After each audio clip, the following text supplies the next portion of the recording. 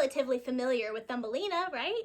Thumbelina, originally Thumbelise, was written by famous writer of fairy tales Hans Christian Andersen and was published in 1836. One of his more popular fairy stories, it surprisingly really hasn't seen much success in film, at least not nearly like some of his other works, like The Little Mermaid.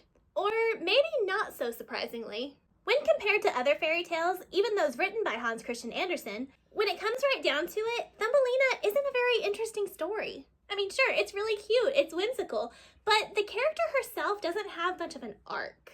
This is mostly because Thumbelina is a pretty passive character in her own story. In the fairy tale, and most rewritten adaptations of it, Thumbelina is born from a flower after a lonely woman seeks the help of a witch to have a child, or a friend, depending on the adaptation. Thumbelina is then kidnapped by a frog, by a bug, and then by a mouse, turning down marriage proposals every step of the way, before eventually meeting a prince that's the same size she is and choosing to marry him. Interestingly, even though one of my hobbies is collecting books of fairy tales, I've not found many versions of this story that stray very far, if at all, from this narrative. Except for one. Thumbelina, released in 1992 by Golden Books from the studio Good Times. To be honest, there isn't a lot of information online I was able to even find about this movie, which I think is a real shame because I'm being very serious when I say that this is the best adaptation of Thumbelina that I've ever seen. Anyone who's even a little bit familiar with the other movies produced by this studio are probably seriously like side-eyeing me right now, and I totally get that. Golden Books versions of stories like Beauty and the Beast and The Little Mermaid are insufferable, and we may talk about that in another video. In this version, not only does Thumbelina have an actual personality, but she has a motivation and a drive pushing her forward. She has a goal, which I know sounds like the bar is really, really low, but that is the bar set for us by most adaptations of this story. Impressively, this movie manages to somehow do that while also changing very little and removing very little from the original fairy tale. Don't believe me? First of all, never question me again. Second of all, let's begin. Our movie opens to a field of tulips, and we slowly zoom past the credits to find Thumbelina and her father standing on a sunflower and discussing the father's job, which has apparently been to live far away from the other little people in order to keep watch over a dam that holds water from a pond. He explains to Thumbelina and the audience that there are cracks in the dam that will get bigger after the snow from the mountains melts this spring, and that the little people living in the tulip meadow need to be warned as soon as possible so they can evacuate rather than drown when the dam bursts. With this call to action, Thumbelina sets off on her adventure. What are we gonna do now? We have to warn everyone. Yes, we do. And it's too far a journey for an old man like me. But you're young. It shouldn't take you more than a month or so to reach the meadow. The whole kingdom is depending on me. I'll make you proud. See, already this is way more compelling than spontaneous flower birth in some random woman's home. She's got family, she's got a mission, she's got questionably drawn eyes, and we're all in. Having traveled all day, Thumbelina finds a red tulip to rest inside for the night.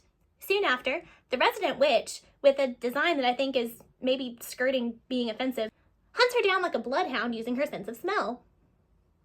A little weird.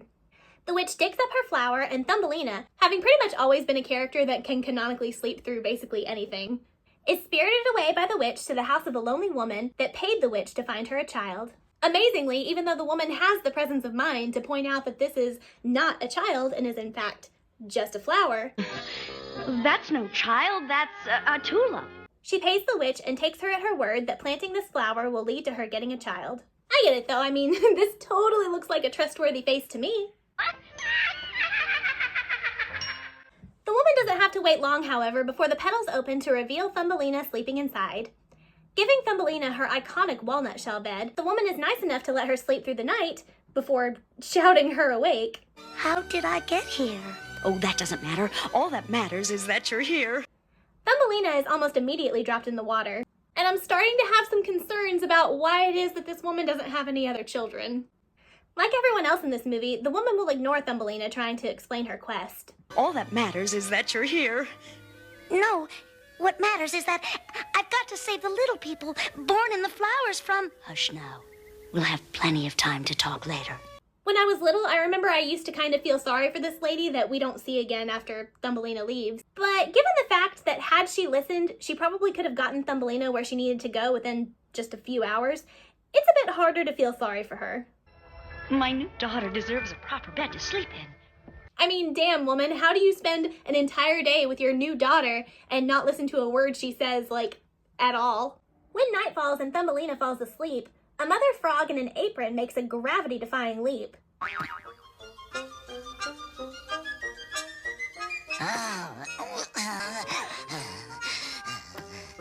And kidnaps Thumbelina, stealing her away to force her to be her son's wife.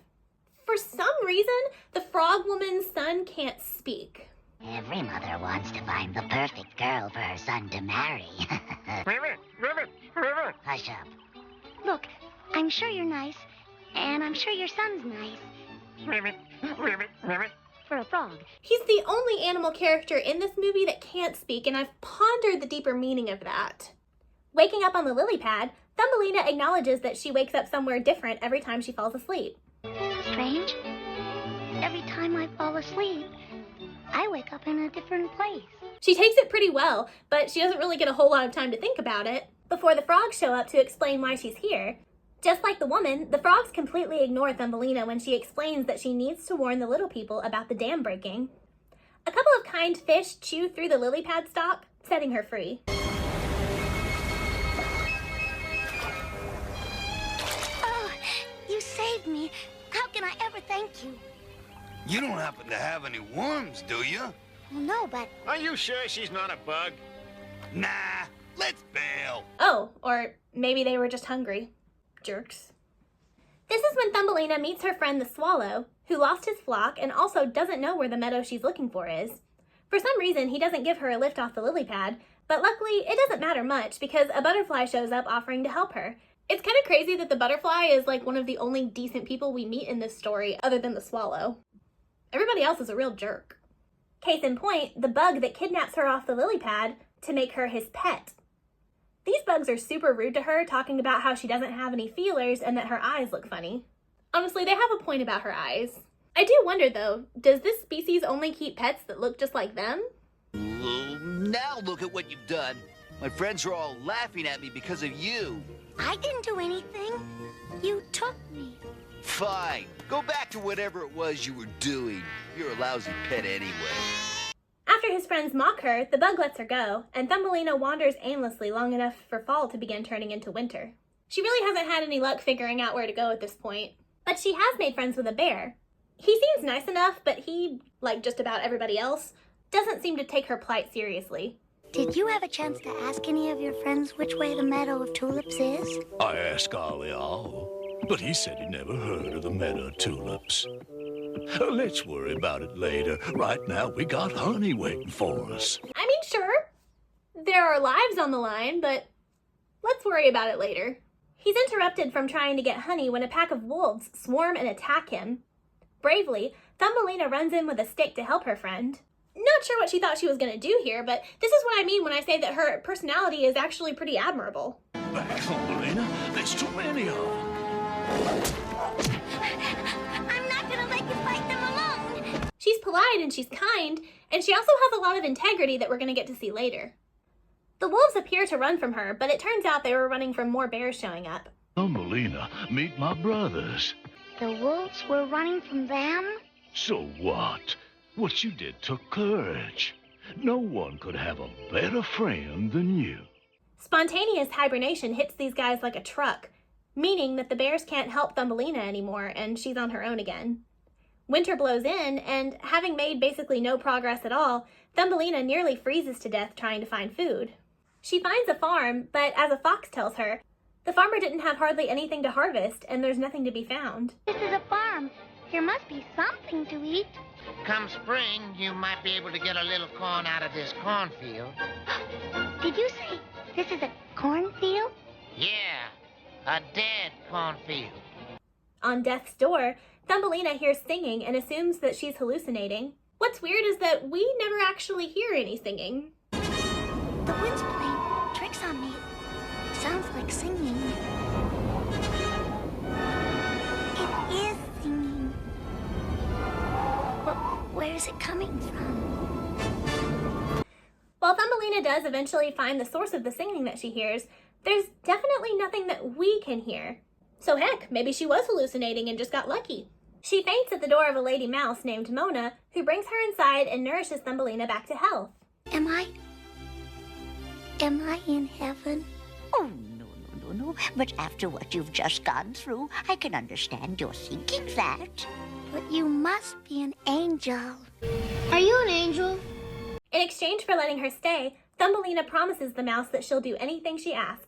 Next thing we know, Mona has her dressed in full maid attire and completely ignoring Thumbelina when she reminds her, again, about the little people and how she needs to find and rescue them. Mona dismisses her concerns, telling her that they're going to have a visitor soon, as if Thumbelina should care. Mona claims that the mole probably for sure definitely should know where the meadow is, to get Thumbelina off her back about her very legit and pressing concerns. After dinner with the mole, Thumbelina tries, again, to ask about the meadow, but Mona is hell-bent on pimping out her maid and pressures Thumbelina to cook and sing for him. The next day, Mona has dropped all facade of kindness and orders Thumbelina to marry Mr. Mole. We've been over this for the last month, and you're going to marry him. All you have to do is tell him you want to go to the Meadow of Tulips for your honeymoon, and you'll be on your way. You really think he'll take me there? He loves you. He'll do anything you ask. For sure, definitely. When the three of them go down into one of Mr. Mole's tunnels, they find the swallow that Thumbelina met earlier in the movie, and he appears to be dead. It's at this point of the movie that we find out that Mona and Mr. Mole are not only racist, but also kind of sick. Now, however did a bird get down here? Birds are not the smartest of creatures, you know. He looks like the swallow who sang to me once long ago. You could bet he won't be singing anymore. That's nice. Later that night, Thumbelina brings a blanket to cover her bird friend, even though she believes him to be dead. Good thing, too, because it turns out that he's alive, and she's able to help him get his strength back. The swallow offers to fly her out of there to escape, but she turns him down because she feels like she has to keep her promise to Mona, who she owes for saving her life. Like I said, Thumbelina's got some admirable integrity, even if her priorities are a little whack. I can't go. When Mona, the mouse I'm living with, saved me, I promised her I'd do anything she asked. But maybe you could warn the little people. Do you know where the Meadow of Tulips is? No, I'm afraid I don't. Mona is needlessly cruel on the wedding day, when Thumbelina says that she wishes she could at least go to the meadow long enough to warn everyone to evacuate. Mona pushes her outside for one last look at the sun before she's doomed to spend the rest of her life underground with the mole. But I thought you said Mr. Mole would take me to the Meadow of Tulips. You know moles spend their lives underground. She still doesn't feel like she can break her promise, even when the swallow comes back with the news that he found the meadow. Luckily for her, she catches Mona and the mole talking about the situation and discovers that Mona sold her to the mole. I think I've made a fine choice for a bride. She thinks you're going to take her to the Meadow of Tulips for her honeymoon. Foolish girl. I'm sure she'll learn. He'll never take me to the meadow. She sold me to him. Mona lied to me all along. I'm not going to feel bad about leaving her. Thumbelina finally lets the swallow fly her to the meadow, leading to the soldiers arriving just in time to drop a bunch of mud and save the day. You made it. But how on earth? With some help from my friend.